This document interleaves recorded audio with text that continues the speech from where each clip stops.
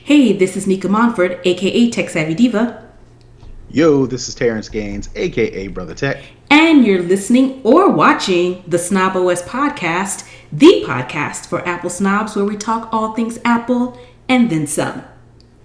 Hello, all. We are back yet again for episode 91. We're inching up on episode 100. We may have to do a little something special for episode 100. We'll definitely keep you in the loop if we decide to do something, All right. but yeah, we're moving along. We're coming up on some pretty interesting things. So first off, we do want to thank our patrons who were able to pop in and catch the pre-show, as well as they get to see the live taping. Also, access to our Discord chat where we can chat and talk about things that you care about, want to discuss, and come up with show titles.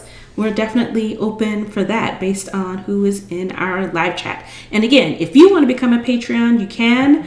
You can support our Patreon, and it is only $5 a month. And you get all those benefits I just mentioned: access to the live taping, access to the pre-show, and access to our Discord chat. So with that said, let's go ahead and hop into the lowdown where we talk all things Apple. And this is a pretty big week starting off for us Apple snobs. The announcement for new devices was released on yesterday. So a week from today, September 15th, Apple will hold its September event for its Apple announcement for the new line of products that they have coming out. We've been talking about rumors and what we expect, what we hope for a while now. So everyone should pretty much be aware of what's going on and what's coming up. But just a little bit of details. Again, it will be on September 15th, 10 a.m. Pacific time. So that will be 1 p.m. Eastern time. You can watch it on any of your Apple devices. You can also watch it by going to apple.com. And I believe it's typically streamed on YouTube as well. So event is finally announced, and we'll see if all of these rumors, all of these screenshots, and all of these leaks are actually true. And this event is titled Time Flies. So I know when I got the email about it, I was like, oh, yay. And I was like, the first thing I noticed, I was like, this Apple icon is the picture that they used for the announcement. I was like, this is different. This is something we haven't quite seen before. We'll talk about it a little bit later in the show, but it was very, very interesting. Well, you'll have to tell me because I ain't on the inside like that, so I don't get special invites from Apple or anything like that. So you probably have to break it down for us because I don't know what you're talking about. As far as I know what you're talking about, but I didn't get that invite, so I didn't get all the extra stuff that comes along with the invite that you're talking about later in the show. Oh, you're funny. But so for this event, we're expecting the announcement of iPad Air 4. Apple, Well, so that's the guess. We don't know what's coming, but that's the guess. That's the assumption. Right. So the guess is they're going to come out with a new iPad Air, like the fourth generation. They're going to unveil the sixth generation of the Apple Watch. Somebody had rumored maybe they'll unveil the Apple Silicon, the first Apple Silicon MacBook Pro. Silicon. Apple Silicon MacBook Pro, a 14-inch. So in between the current 13 inches and the big 15-inch that you can get now.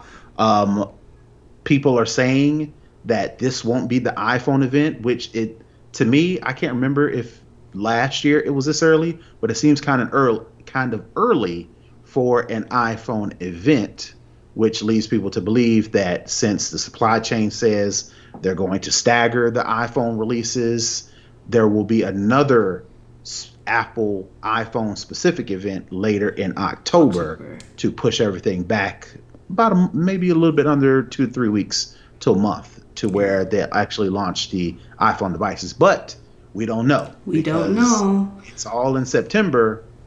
Normally they do iPads and iPhones and Apple Watches at the same Same time, time for the right? fall So release. Yeah. right. So they may cram it all up and announce the iPhone 12, but won't announce any sort of pre-orders or release date during this next week's announcement.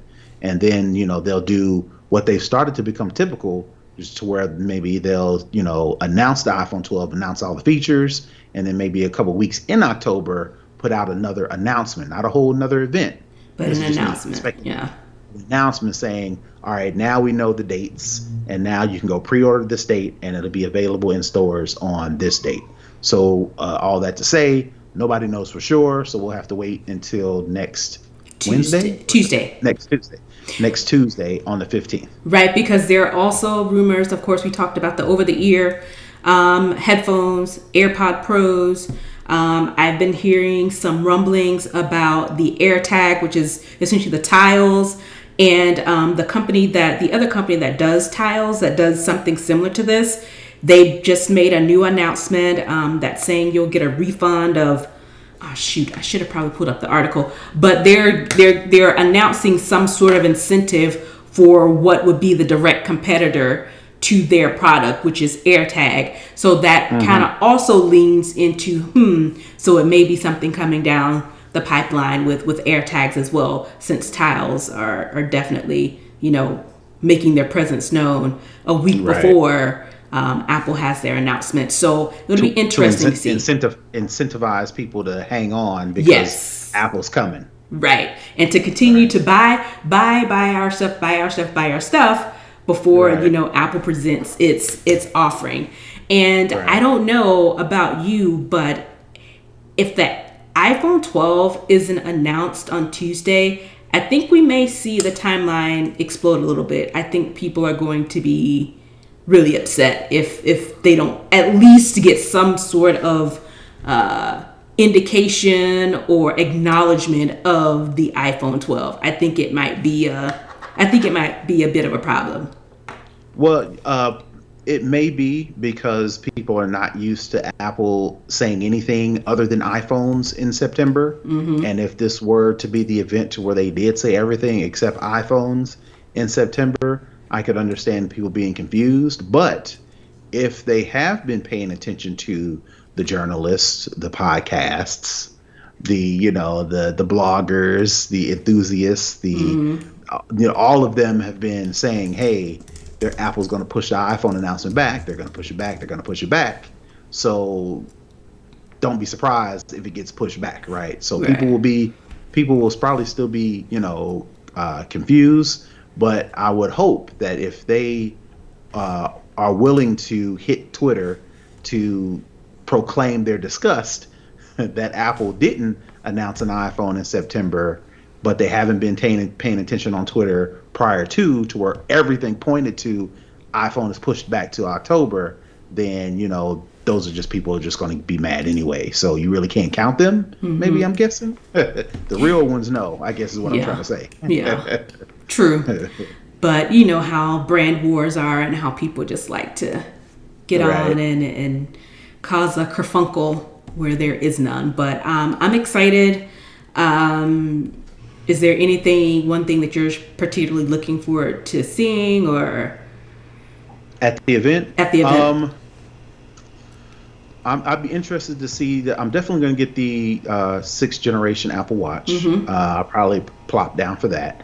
I'm interested to see the iPad Air, not for me, but for my wife. We have an old iPad Air 2 that it's the family device, that my wife particularly uses the most, but she only uses it when she's taking her weekly self-care Yeah. times. So maybe she wants one of her own. I don't know. If she did, how often would she use it? Because the one that she currently uses is kind of slow. It's an iPad Air 2, so that was years ago. So the software doesn't run as quick. It's not as nimble. Maybe if she had one that was hers, that wasn't the family one that she uses. Maybe she personalized it, maybe she use it more. So I'd be interested in that to see if it's worth it. Now, if it's a bajillion dollars, then you can use the old one for now. Keep using You the know, old one. right, right. But if it's affordable, if it's light, if it's something that she may get more use out of, one of the things we're starting to do less and less of is paper. So the iPads do a great job of taking notes to where maybe if she's starting to do more reading, she's starting to get into side hustle as far as real estate investing, so she can there's a whole bunch of things I could sell her on to where she would use the iPad Air for more, like reading books, like I was saying, taking all the notes on the device, whether it be where she's reading or learning, her side hustle, or for work. If she's taking notes, she doesn't have to have all these papers around, because looking at her desk, she's got She sticky loves notes paper. and paper and all this stuff. So if I got an iPad and a Apple Pencil, maybe that could take that up. So all that to say, I'd be interested in those two devices. If they announced a silicon MacBook Pro, I don't have a reason to get one. My current MacBook Pro, even though it's a 2016, it's got a lot of horsepower and it's a 15-inch. If I were to be interested in buying one, it would be pretty costly. Yeah. And there's nothing wrong with my MacBook as it stands right now, so I plan on keeping that for a couple more years. So I'll probably pass on that. So I'm definitely interested in seeing what is announced in the iPad realm to see if I could justify buying one, right? Yeah, I'm really just looking forward to the iPhone, and if they have a Pro. And for me, my MacBook is what is it? It's a 2015, I think. So I'm definitely in the market to upgrade. I won't be upgrading to silicon, but I know that the prices for their current versions are probably going to drop a chunk. So Right. I'll get in on the back end that way, because I don't know how much the silicon is going to cost, but I don't think it's going to be cheap at all. Right. Even, by normal standards, or I mean, even by Apple standards, it's, probably going to be pretty expensive. So, Right. yeah, so that's pretty much what I'm looking for. I hope they surprise us. I would be interested to see if they come out with the over the ear. So we'll see what they have, or if they have something new if they have a new generation of AirPod Pros or something. So, but the biggest thing for me is the iPhone 12, because I've been rocking this 10 for a minute because I've been waiting for 5G. That's why I didn't get the 12, the 11 rather. Yeah. So it'll be interesting to see. And going right into the next thing, I think it goes hand in hand with the iPhone 12 release of when we'll see it, whether we see it in September, whether we'll see it in October. Apple just released their iOS 14 Beta 8 to developers. So the latest beta is now out in the developers' hands. I think that'll give them time to make any necessary updates or changes to get their apps ready for iOS 14 and iPad OS 14. They released both of those betas today, and I think today was actually today. Wasn't yesterday? It was today. So I'm reading an article from 9 to 5 Mac that they released it to the public as well. They released it to the beta testers as well. So the public beta. It says iOS 14 Beta 8 is now available to public beta testers. So I guess you have to be in their beta testing program to do that. Yeah, you just got to sign up for it. I've got it on all my devices. Yeah. But I guess it's interesting that they released Beta 8 to developers and to the public beta testers, because those are two different groups. Yeah. There's the developer beta testers that you got to pay a fee, you got to be a developer, so on and so forth. Then you can just be a regular public beta person where you sign up and you agree to putting a beta on your public device early.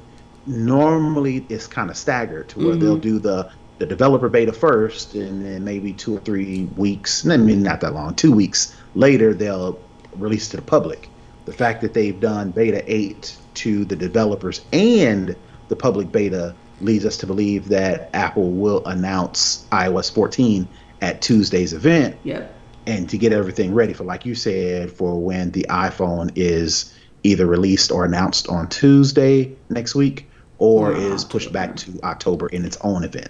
Right, and if and looking at the article, it updated the article to say that it was released to the public betas, to the public beta testers, because like you said, it's not very often that they're released to both groups at the same time. And it also, Right. according to this article, it looks like they Apple will be releasing Watch OS 7 beta 8 and TV OS beta 8 today as well. So it looks like they're dropping everything today. When was this article Right. updated?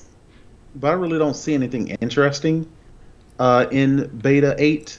I guess the interesting news in and of itself is that they're pushing these out to Yeah. get it out to people so they can make their final changes before they start to make any announcement to the official release. They've got some small incremental changes like a new calendar app icon, new widgets for TV and files, um, some small changes, Yeah, it's right? nothing So, major, nothing mind blowing. So it sounds right. like the fact that they're releasing betas with these minor tweaks, it looks like they're pretty close to their final product, and they just wanted Right. to get it in the hands of people so that they can make their necessary changes, so that once it is actually released, folks can go ahead and pull the trigger on finalizing their apps for this new iOS 14, iPadOS 14, WatchOS 14, TV OS, TV OS 14. So it's a lot, but I think it just goes to show that things are moving pretty quickly in anticipation of what's coming next Tuesday. All right, and the last thing we have for the lowdown, I thought it was very interesting. So this article also is from 9 to 5 Mac. Mark Zuckerberg, and you would think, why is you talking about this in lowdown and The not in lowdown. second string? Mark Zuckerberg has finally made a statement stating that the Apple App Store deserves scrutiny. I think he said before at Facebook's online meeting that he didn't really give a direct answer as to what he thought about the App Store, but now he's come out guns blazing, and I'll read the full quote that is in this article based on an interview that he gave in Axios.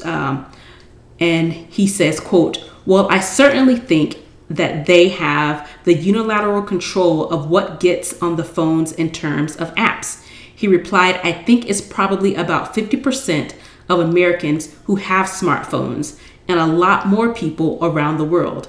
I think there are more than 1 billion Apple devices, so I don't think that there are questions that people should be looking into about that control of the App Store and whether that's enabling as robust of a competitive dynamic." So he had that to say about the Apple App Store, but he also had this to say about the Google Play Store. And he quotes, "As a developer, if you're not in the Google Play Store, at least you have a way to get your apps on people's devices. And that means that people aren't completely going to be shut out if they're doing something that Google doesn't prefer.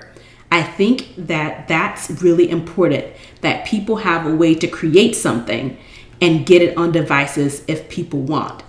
So, to you, he has another quote calling essentially, Apple gatekeepers and saying that by having the policy that they have in their app store, they quote block innovation, block competition, and allows Apple to charge monopoly rents. So your thoughts on the Zuckerberg coming out what seems to be guns blazing against the App Store. We know we talked about it last week that they have the little petty exchange on their in-app purchases or events that they hold, that people host on Facebook. So do you think he's just hammering down on what we already know, kind of getting in on some of the Epic battle, or do you think he has ulterior motives, or are his motives purely inspirational and trying to make sure that all developers get their products out there? No. But he's trying to. You have to pay attention to how things are phrased. I'm a big person on what people say and how they say them, right? So if you look at this quote, he said, and I'll summarize it from what you said. He says, I think it's probably about 50% of Americans who have smartphones, right? So if you take that word, you take that in and of itself, and you take it in its totality, you say, yeah, that is a lot, right? But it doesn't say, I think it's probably about 50% of Americans who have iPhones, right? There's a difference. The reason why people want to claim Apple has a monopoly is because they have control of their devices, right? There's a difference between Apple having a monopoly on smartphones. If Apple had monopoly on smartphones, then the fact that they have unilateral control over their app store and whatever Apple says goes for their app store would affect a monopoly of Americans, then Apple would have a big problem. But the fact that only, like he says, I think there are more than 1 billion Apple devices. There are 7 or 8 billion people in the world, right? So you got to recognize that there is no. He's trying to be funny to say a certain thing to make people believe that Apple has a monopoly when in fact they don't have a monopoly. And all you got to do is look at his words, right? So he says, I'll keep going. So I do think there are questions that Apple should be looking into about that control of the App Store and whether it's enabling a robust competitive dynamic. Again, Apple controls their devices. Apple devices, not all smartphones. Exactly. Just like Facebook controls their ads. They don't control all social media ads.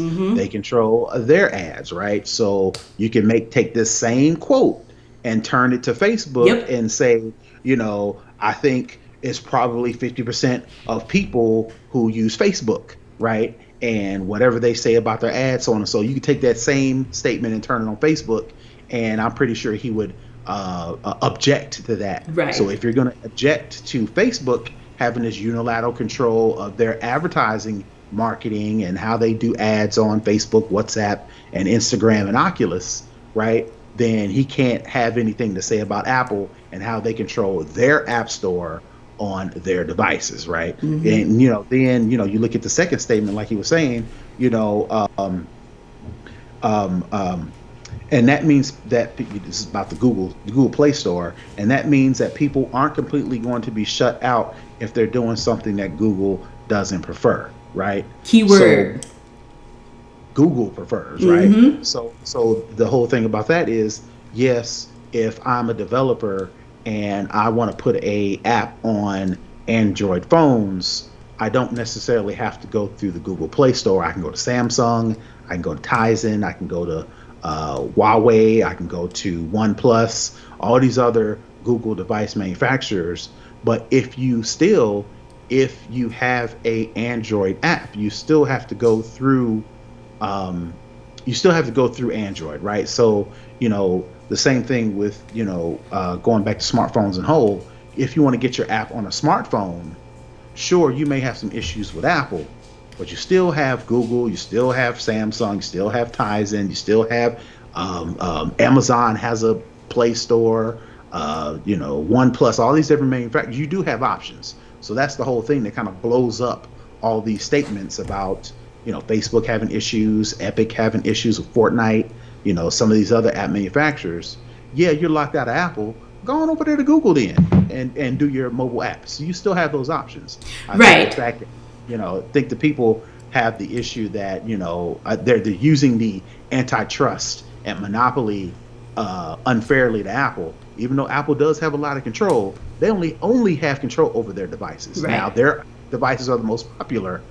But That's that not ain't their Apple's fault. fault. I mean, Right. their That ain't Apple's competitors fault. need to level up a little bit. Exactly. But Just that's the because Apple primary has a popular reason. device, I was going to just say the because they have a primary popular reason. device doesn't make it a monopoly. Right. And I was going to say, based on what you said, that's the exact reason why I pull this story in, is because it's very, I don't think, it's not hypocritical. What's the word I'm looking for?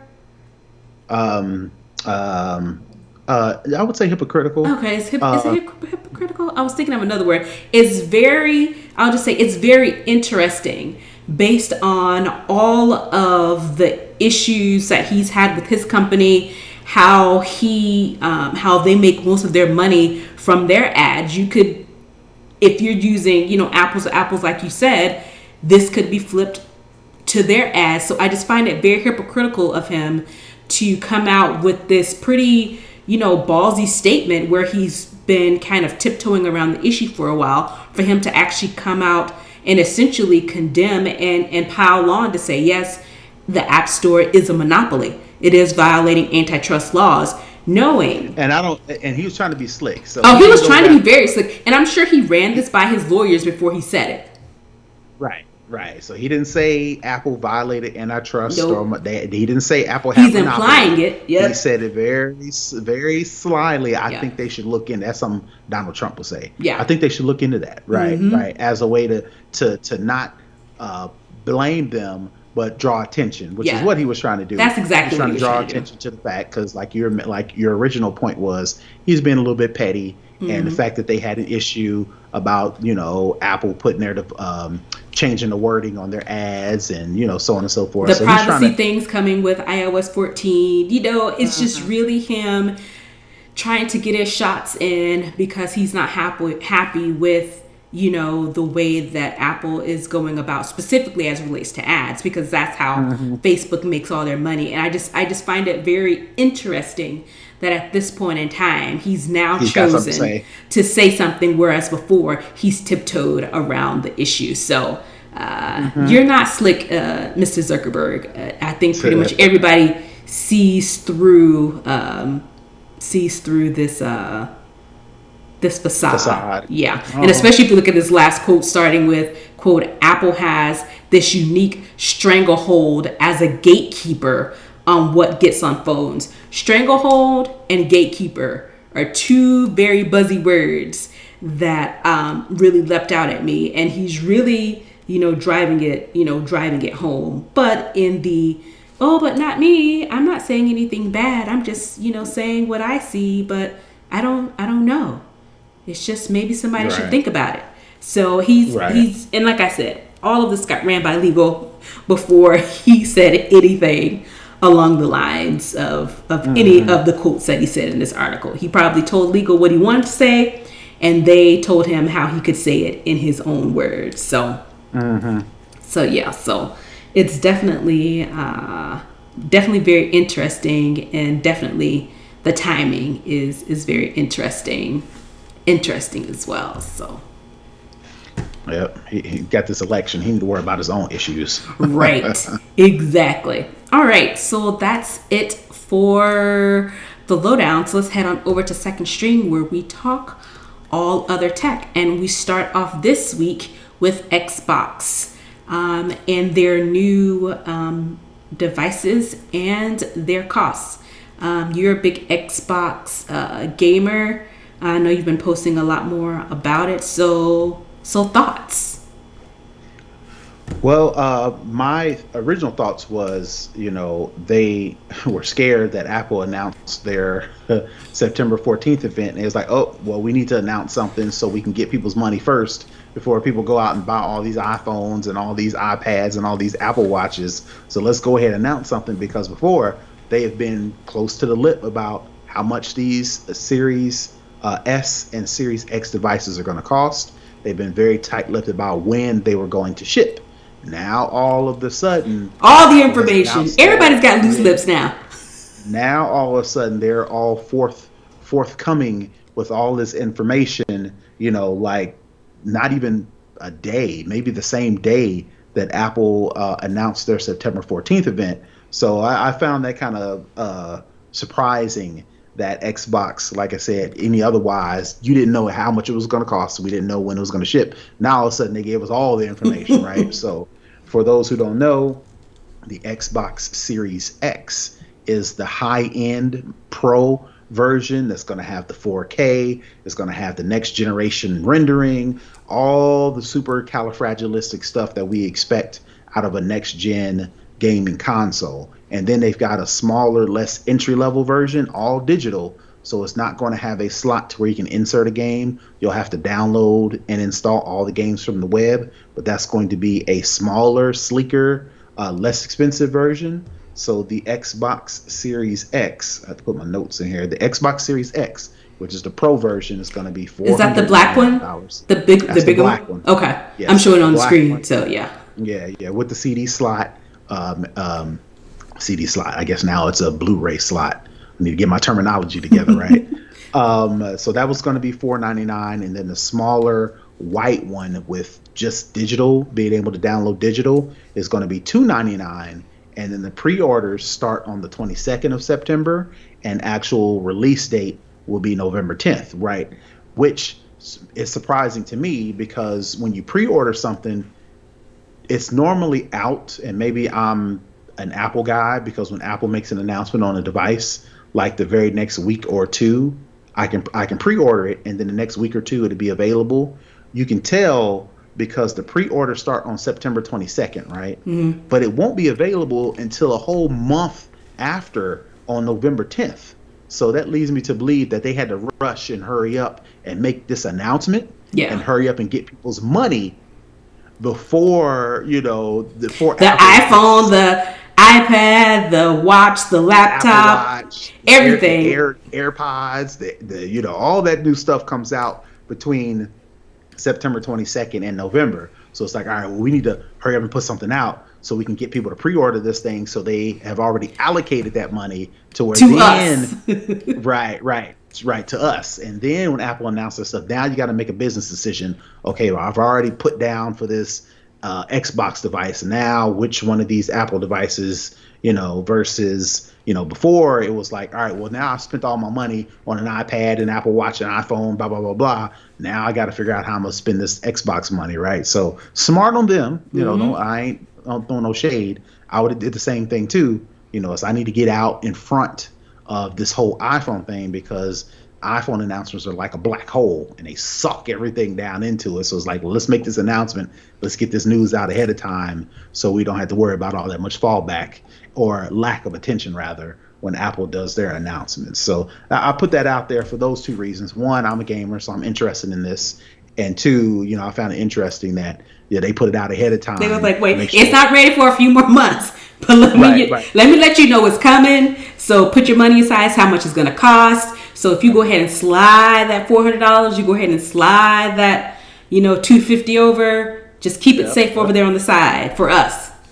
Right, because they really don't have any sort of super next generation games to announce alongside the Xbox, because normally how gaming consoles, when they're announced, they have this big super title that takes advantage of all the The high new, end yeah. graphics and all the high end sound and all the new rendering, all that cool stuff. Xbox really doesn't have that. I think maybe they'll have what's the popular game on Xbox? Halo, but that's not coming out till 2021, right? Excuse me. So they really don't have like a arsenal of games to launch alongside of it, which is tough for if I'm going to order or pre-order and get this new generation console on the day it's launched, but really have nothing new generation to play on it. It's like I'm just going to play the same old games. Why not just wait for the new games to come out, then decide if I'm going to get the high end console or just, use what I'm currently using or get the less expensive, less compact one, right? So it's kind of odd. again, like I was saying before, it's kind of odd that they would announce it so early when they have so little to say. But again, like I said, they had to say something, right? Plus, PS5 is coming, so Right. But even then, PS5 really hasn't solidified. If I'm not correct, mistake me, correct me if I'm wrong. But PS5, they really haven't had any hard edged announcements as far as official price or official release date, no. right? So I'm curious to see what Apple's thinking about. But it's PlayStation and Xbox are hand in hand Mm-hmm. now, but now all of a sudden they've kind of diverged because this whole Apple thing is coming. Yeah. So, it's kind of interesting that PlayStation hasn't made any official announcement, but Xbox is kind of feeling the heat, right? So it'd be very interesting if we see something from PlayStation in the next week or so. Possibly, like I said, it makes more sense to announce something closer to when they'll actually ship. So maybe that's what Sony is hanging out for. It's like, well, we ain't ready, so we're just gonna hold off. Versus Xbox is like, well, let's just put something out there. Yeah. It's like let's get it out there. Get it in the minds.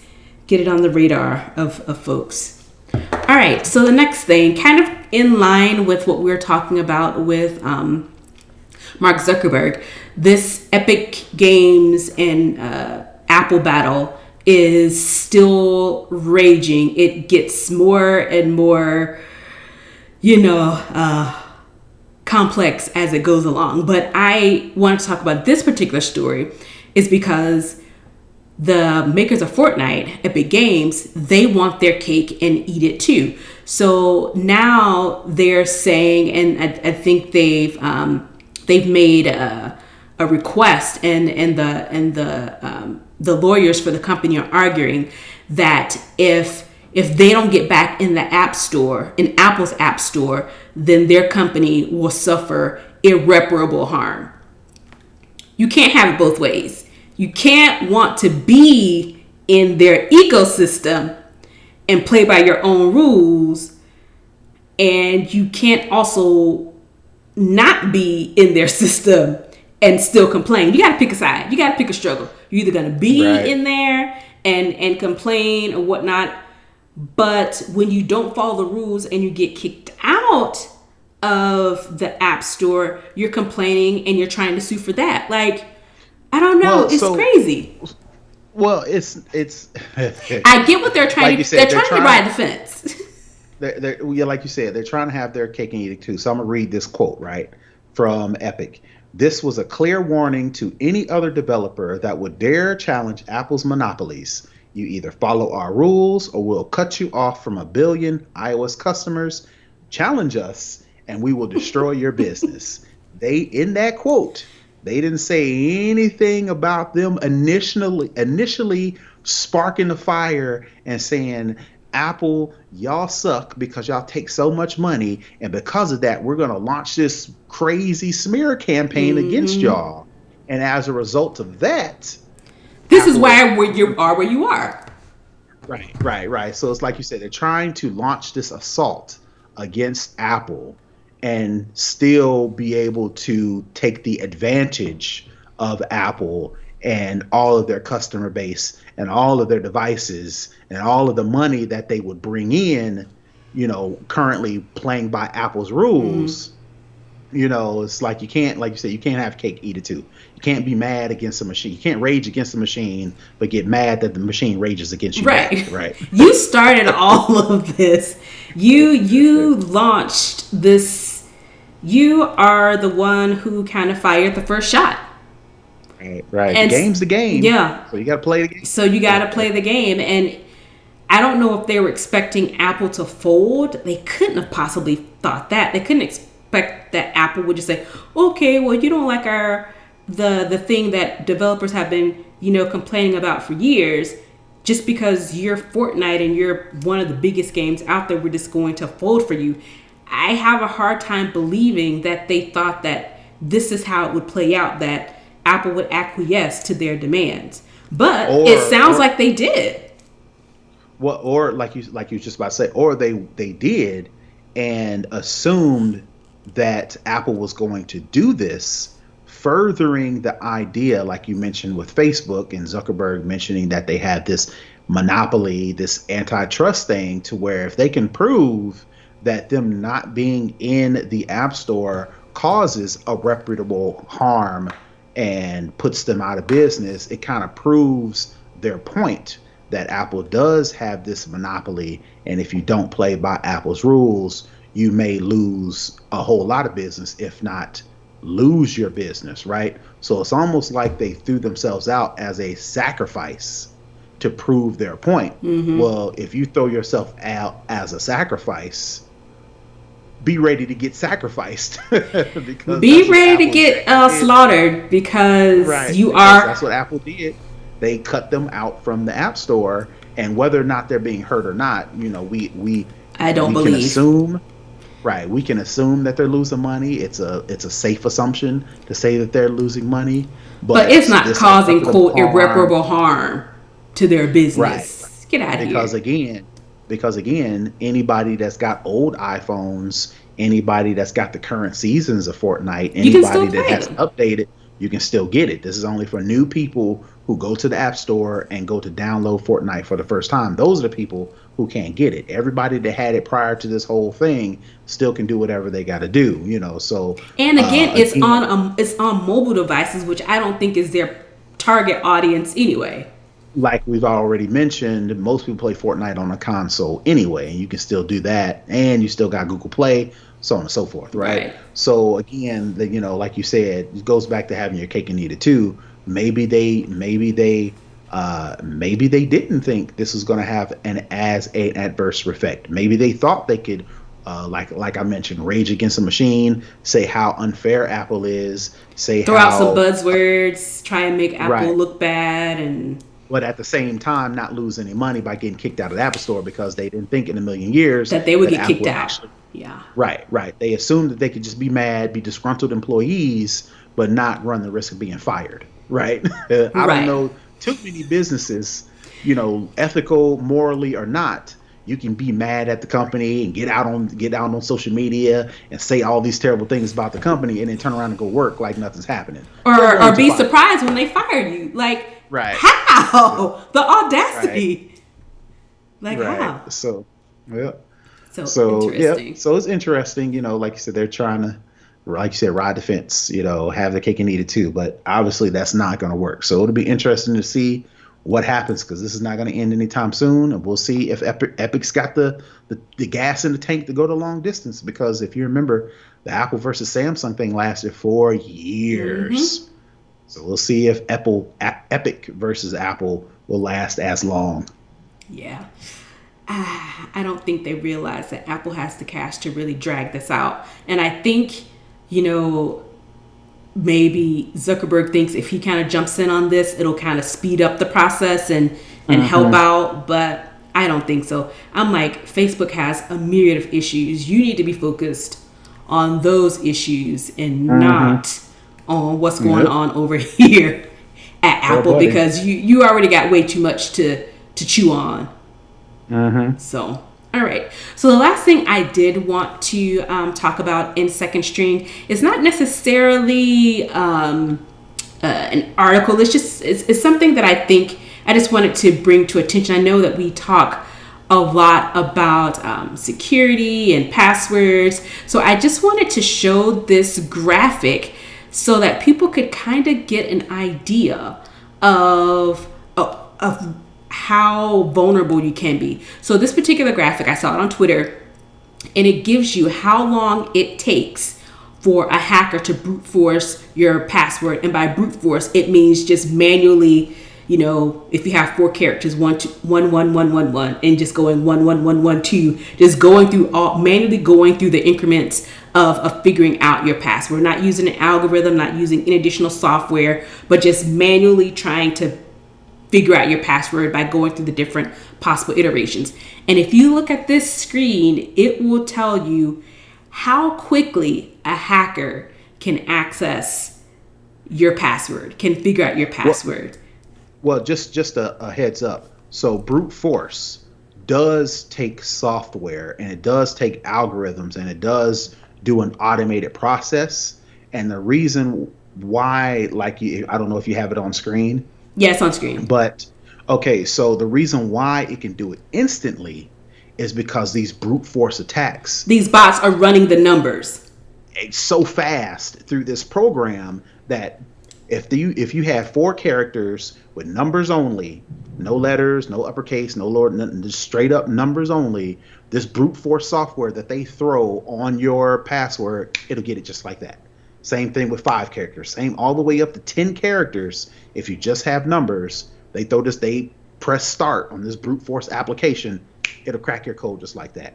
So I think the whole point where you're going to this is when you start to add numbers and lowercase numbers, even if you do that and only have four characters, boom, it'll take it instantly. So you get to where it takes a considerable amount of time to where you get into 10 and 12 and 14 number of characters, and then you add numbers, and you add lowercase, and you add uppercase, and you add special characters, and you add symbols. Once you start to complex your passwords, then you're seeing it takes 100,000 years for a brute force application. It may take 2 million years, and it may take 337 billion years. So the point is, They can figure out your password very quickly. right. Unless you start to be a little bit more complex. And I think the whole issue with people not wanting to create complex passwords is because they say, well, I'll forget it. You know, well, I'm like, I would much you rather you forget your And password have to and reset have to, it and have to reset it constantly versus somebody deciding to pick you as a target, randomly. employing it randomly, employing one of these brute force application algorithm things and get your password just like that.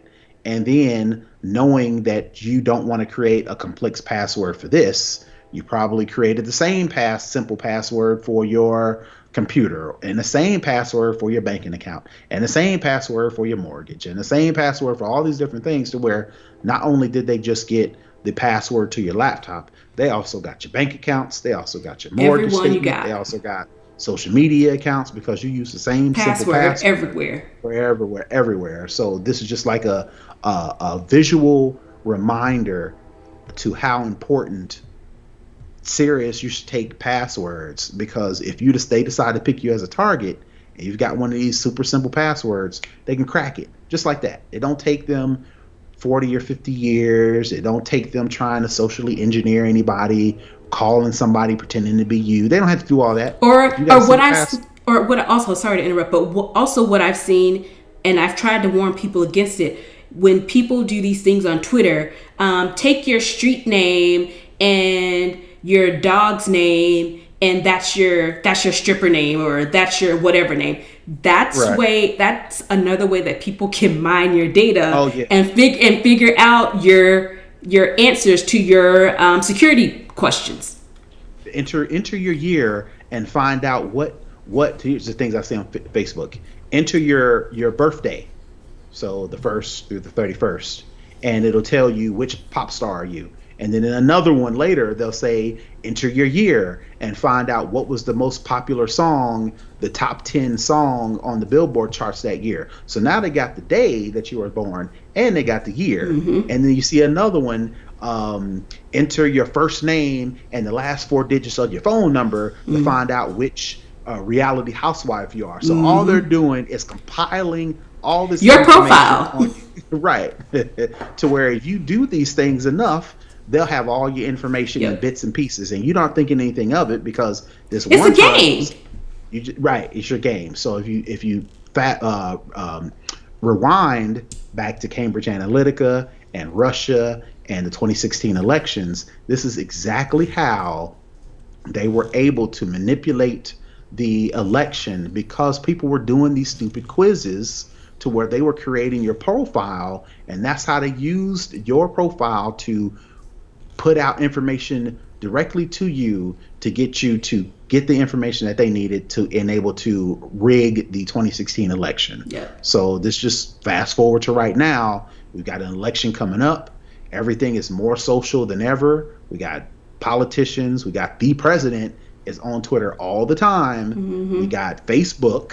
who is deciding that they don't want to. This is a whole another unrelated story that I saw recently, that how Facebook still is deciding that they don't want to be in the middle of this whole politics thing. Like Twitter, you see Twitter starting to put footnotes on politicians' tweets, specifically the president, to where it's misleading information. Facebook and Zuckerberg, who's got his own problems, he's worried about Stay out of Apple business.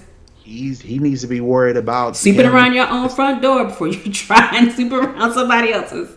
Right. He's deciding that Facebook still isn't going to monitor. They don't want to play in politics. So they're going to let all this stuff ride. So we got this election coming up. You know, you've got Trump already yelling and complaining that the mail-in ballots is going to be fraudulent if you let them through. And there's already been reports that Russia and China and some other countries rather, are going to try to influence the election through social media. So all that to say, all the way around the world to say,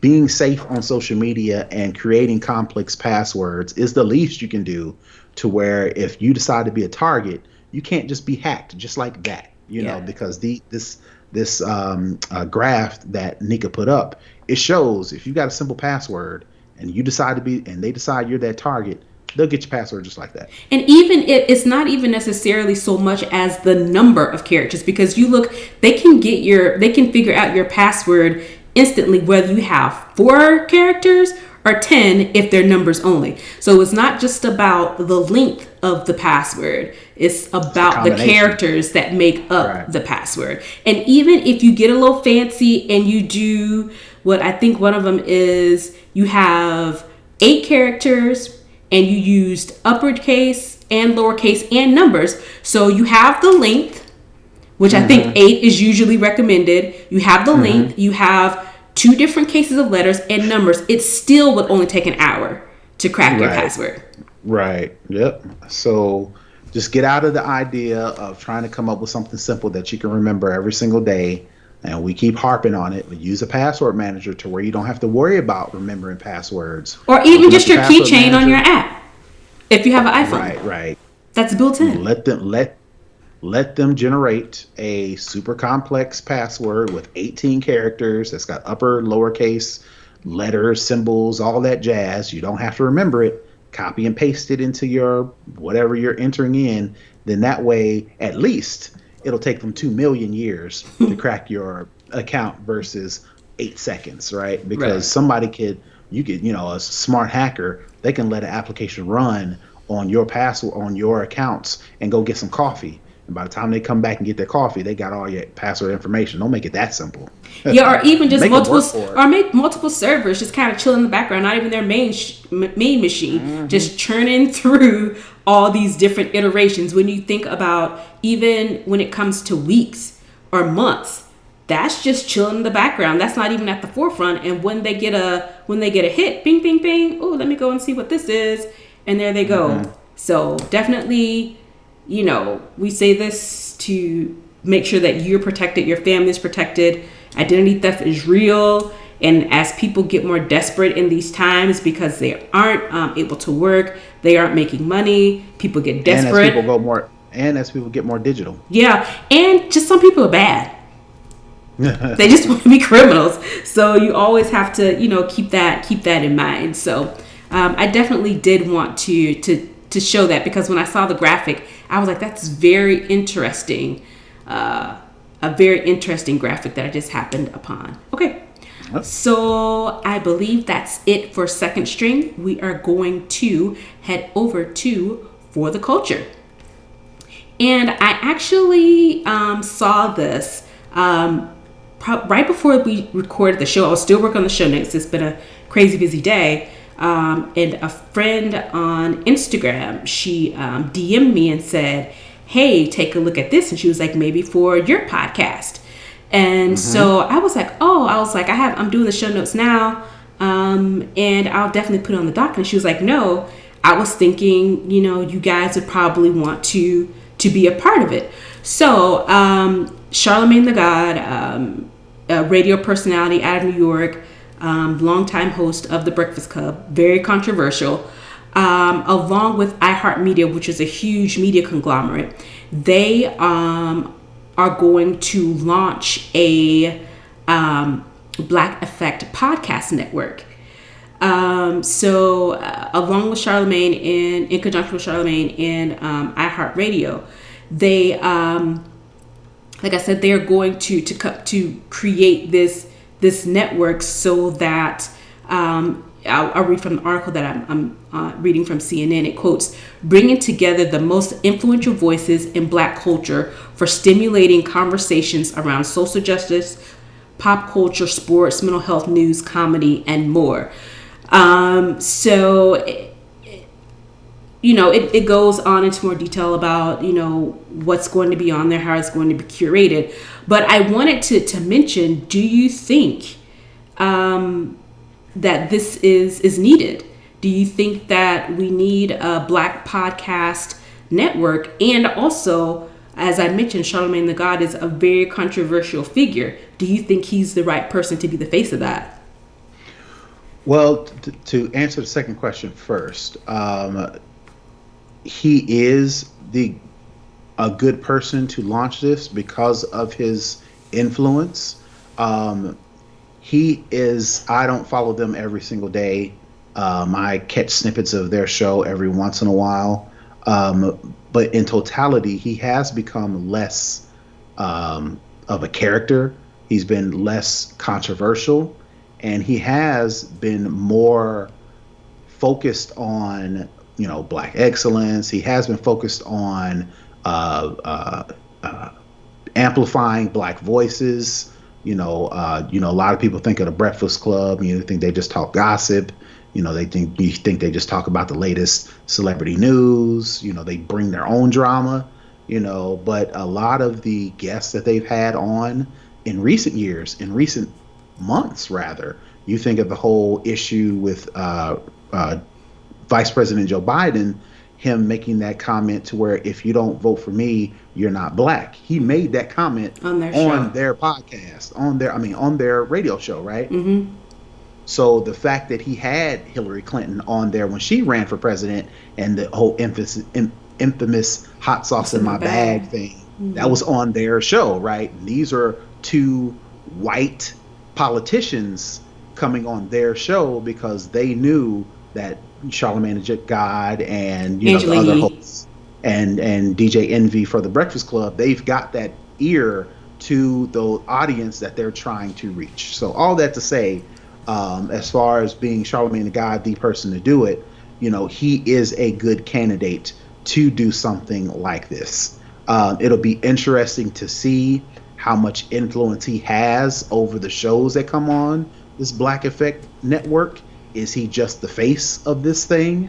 He's going to is he going to just get a nice check and put his name on this? But the real decisions will be, as far as who gets on there. Is it going to be, some, stereotypically a bunch of white old dudes in a room deciding, picking and choosing what podcasts get on this network? Or is he going to actually take a active role in doing, like you mentioned, like this thought, or like the quote that you made, these, bringing together the most influential voices in Black culture for stimulating conversations around social justice, so on and so forth. Is that going to be really the case?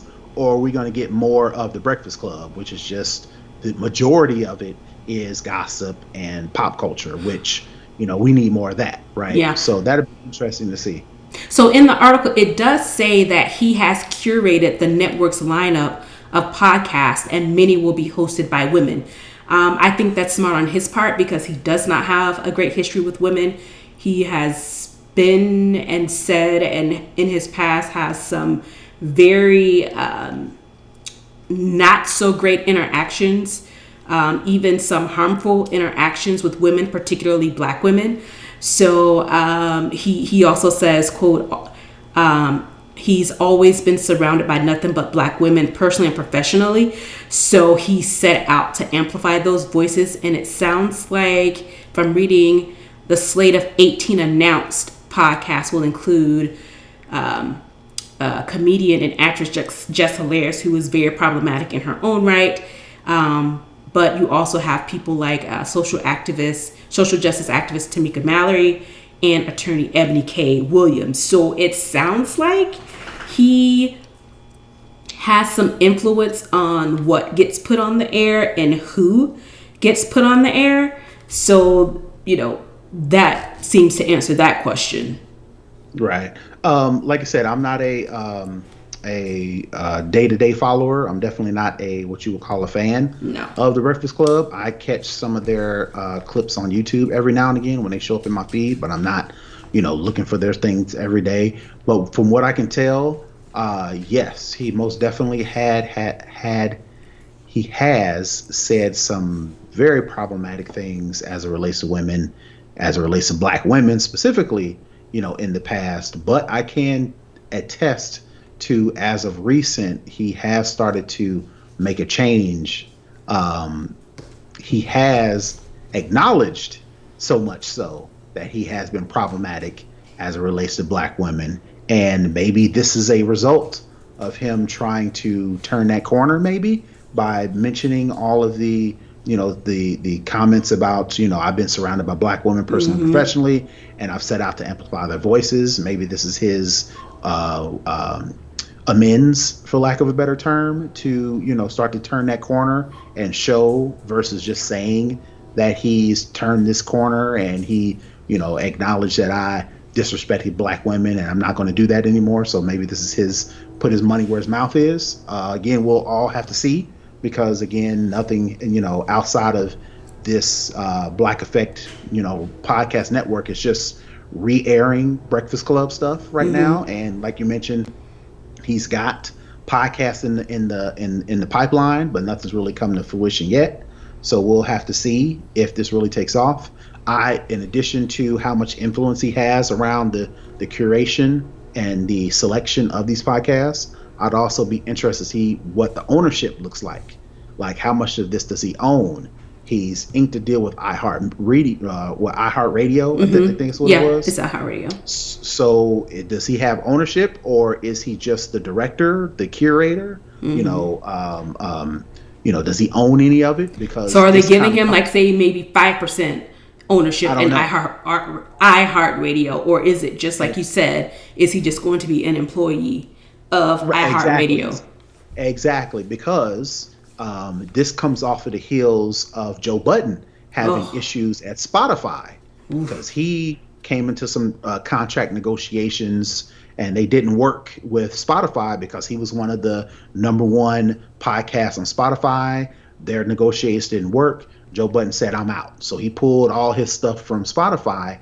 And as a result of that, Charlamagne Tha God was like, yo, you've had all these run-ins with all these different platforms, whether it be Complex Media, whether it be, his early days as a rapper. They had their crews and he had their falling out with the crews. He's had falling outs with Spotify. He has falling outs with Complex. And Charlamagne Tha God was like, yo, bro, it's you.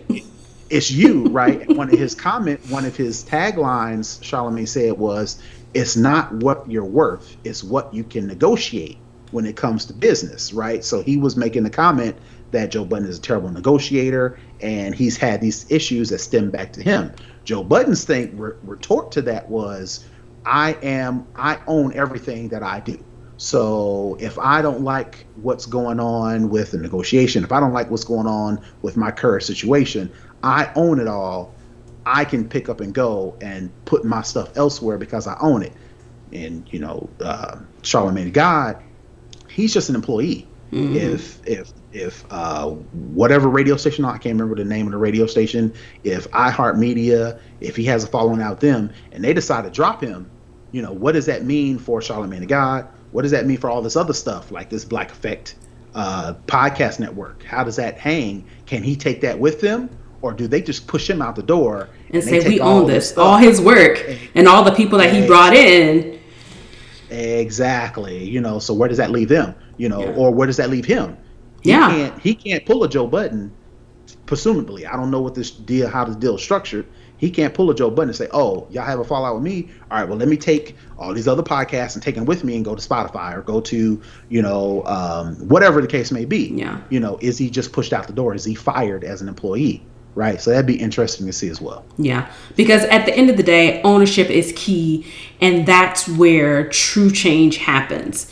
You can be a Right, leader, a manager, a director, a VP, whatever, but if you don't have a stake, a physical right. stake in it to make those unilateral decisions or even decisions that can truly affect change, then that really takes away some of your effectiveness if you can't say, hey, this is wrong, this isn't right, we need to completely cut this off and go in a different direction. If you can't be in the room and make those decisions, then you're just, unfortunately, An just another employee. person in the room or another person that works there who gets a check every 2 weeks or whatever the case may be. So again, like you, I would be very interested to see how this deal is structured. I don't know if they will divulge that information or not, but I think especially in the state of the country, in where we are, where you see a lot of Black people, getting having their voices amplified and getting out there visually in front of people they may not have necessarily have been before. It'll just be interesting to see what he got offered in this deal, and if he is going to truly have an impact beyond curating lists of people who can come in. Because like Or you just said, being an influencer. yeah, like you already said, he has the culture, he knows the culture, and even the CEO said that he recognizes Bob Pittman. He says no one understands that vision more, showing that because I think in the article, Charlemagne is saying that his goal for the podcast network is to be what BET was originally when it came out in the 90s, with a quote hopeful, raw, unapologetic, diverse Black content, and a place where you can come and be educated, enlightened, and entertained. So he knows who to go to get the culture, to bring them in. So the question is that person just bringing in the culture, or does that person actually have some weight? Yeah. Right. So, does he have a stake in it? Huh? yep. So I think that will truly be the test of how influential and how much he can, really influence, have this Black effect in the way of podcasts and audio media. So yeah, I thought that was very, very interesting, especially the way it popped up and how it popped up. Just a friend DMing me on IG, because honestly, I didn't have anything at that point. But yeah, so it'll definitely be interesting to see how this plays out, and to see who, because I mean, he's playing gatekeeper for this particular, podcast network, initially starting off at least by curating these specific people. Is there an angle? Are there friends? Are there only certain people, only certain voices that he's allowing in that maybe align with what he thinks? Or are there going to be any opposing views? So it'll be interesting to see, what this Black Effect network ends up being. Right. So yeah, all right. So that is it for the culture. Let's head on over to the hookup. And so for this week, we've been talking about the Apple announcement. So there is an Easter egg hidden in the invite that was sent out to Apple users and Apple people. So let me share my screen. So if you... Well, let me emphasize, it wasn't sent out to everybody who was an Apple user. Only certain people got a specific invite. Now, the rest of us have to see this invite from these other bloggers and journalists and developers and other people who have this special access, So we'll just have to go off of what they saw when this thing was announced. Well, you too now can see the Easter egg. So essentially what you would need to do it has to be on an Apple device, of course, is go to Apple, to their events page, where you see what I'm showing on the screen, which is basically the event information. Apple event, it gives you the date, the time, you can add it to your calendar, and it gives you the Apple logo that's very interesting and intricate. And that was the first thing I saw. And I saw the email. I was like, this is interesting. So now you can see the Easter egg. So if you go to this website, we'll include the link in the show notes, or if you just go to apple.com/apple-event, you'll get to this page. So then what you'll need to do is to click on the image, and depending on if you have the AR kit already installed, which I do, it automatically launches into it. But if you don't, it'll ask you to install the AR kit, install it.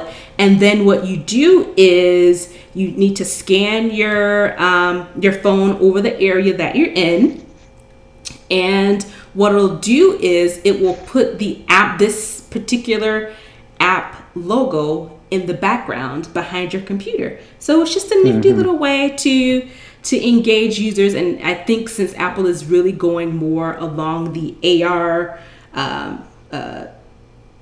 space, they're really trying to get their apps into get people to use AR. I'm sorry, I'm calling it AR, VR. More. No, you had it right. Augmented reality. Oh, that's it. Okay, I was like, wait a minute. I'm looking at something. I'm actually doing it again on my phone. I was like, wait a minute. Did I say the right word? But yeah, so if you click on the link, it may take a couple minutes. It'll ask you to scan your workspace because it's trying to, pick the points. Put it on your table. Yeah, it'll put a table. You can put it behind your laptop. So you can pretty much just put the logo in different parts of your room or workspace. So that was just a neat little Easter egg that came along with the otherwise just unassuming, cute but intricate looking Apple logo.